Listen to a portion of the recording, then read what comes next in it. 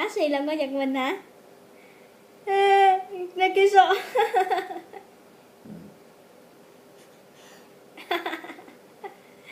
Đâu có gì đâu. Đâu có gì đâu mà sợ. Đâu có gì đâu mà sợ. Hay, hay, hay, hay, hay, hay,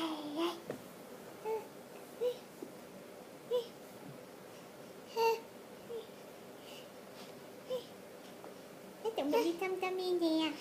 Nó chuẩn bị đi thăm. Trời ơi, nước miếng, nước miếng, nước miếng, nước miếng.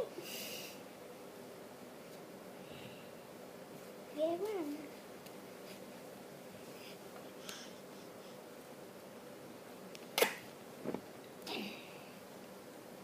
Bé lè bé kia, bé lè bé kia, bé lè bé kia.